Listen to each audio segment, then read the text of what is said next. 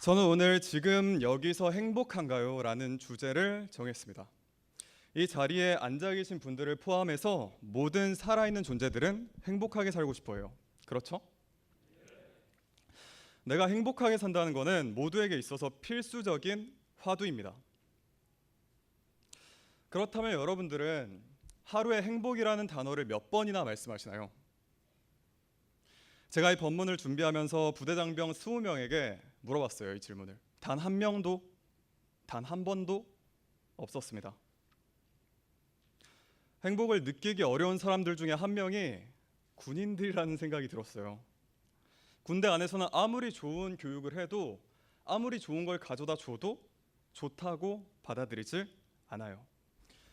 제가 병사들에게 부대 밥맛이 어떠냐고 종종 물어봅니다. 어떤 대답할까요? 너무 맛이 없대요. 100%입니다. 이거는 하나같이 다 똑같은 대답을 합니다. 얘들은, 부대 병사들은 완제품을 부대 식당에서 이렇게 가져와서 먹여도 맛이 없다 그래요. 부대 식당에서 나오니까. 일요 법회 후에 점심 공양을 하는데 어떤 병사 한 명이 이런 말을 하더라고요. 식당에서 주는 밥이랑 김치는 너무 맛이 없대요. 근데 법당에서 주는 건 그렇게 맛있다는 겁니다. 이거 어디서 가져오는 걸까요? 부대 식당에서 가져와서 법당에서 먹습니다. 군대 안에 있으면은 진짜 이상할이 많지 행복이라는 단어에 인색해지는 것 같아요. 우리가 행복하다라고 표현을 하려면은 우선 발 밑까지 내려가야 돼요. 발 밑에서부터 시작을 합니다.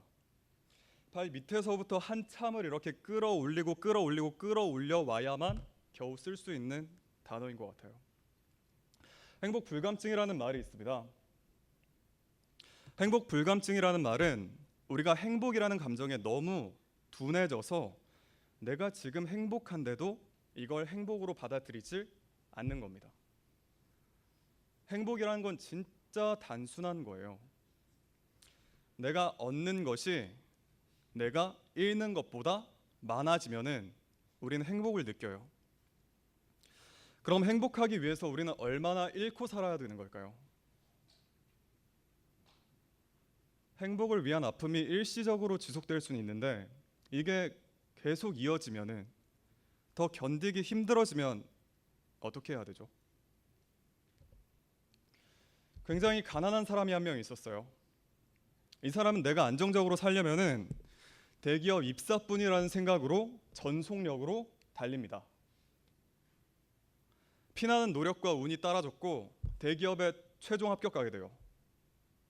초봉 4천만 원. 그런데 회사가 너무 바빴대요.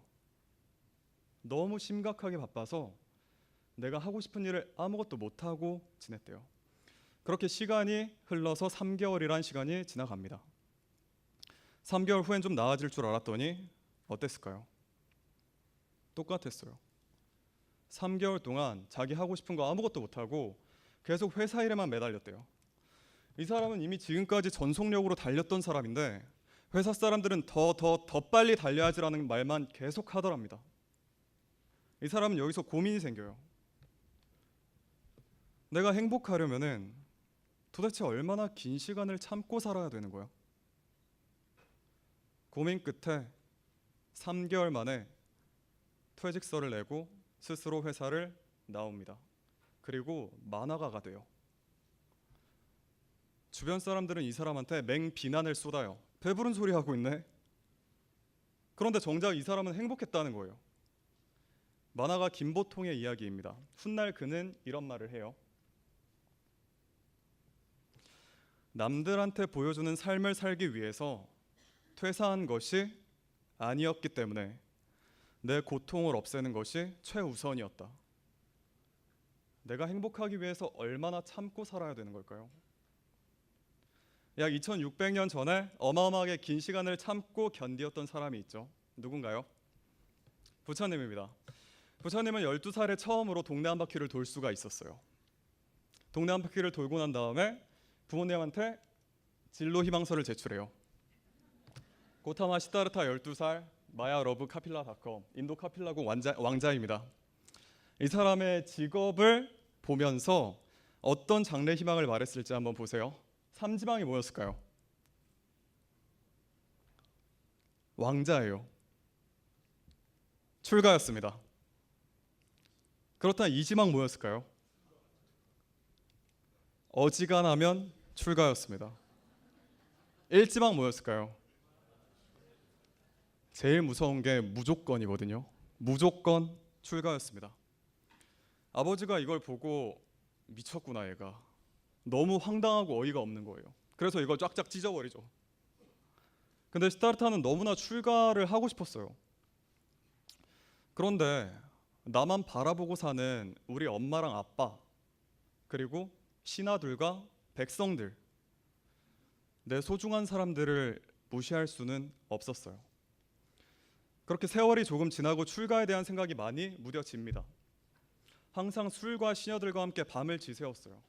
그리고 다음날 아침이 되면은 너무나 뼛속까지 후회를 했어요. 난 지금 행복하지 않거든요. 게다가 태자는 출가하게 되면은 잃을 게 너무나 많았어요.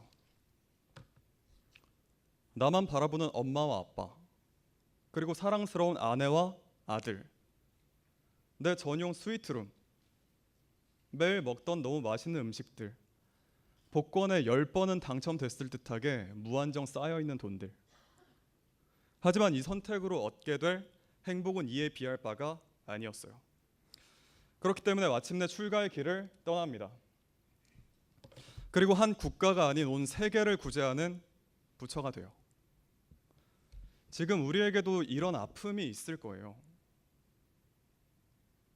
부모님에게, 자식들에게, 아내와 남편에게, 친한 친구들에게, 그들에게 기대치를 충족시켜주기 위해서 우리의 행복을 뒤로하고 아픔을 견디고 참고 있습니다.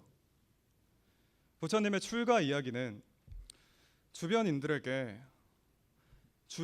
관계를 완전히 차단시켜 놓고 진정 처음 나의 행복이 무엇이었냐고 묻고 있어요. 내가 처음 정말 가려던 길은 어디였는지, 내가 진짜 원하던 행복은 무엇이었는지 생각하게 합니다. 여러분은 지금 행복하신가요? 혹시 주변에 얽매여서 출가를 망설이던 시다르타처럼 내 행복을 망설이고 있진 않으신가요? 지금 여기서 행복하신가요? 설법 마치겠습니다. 성불하십시오.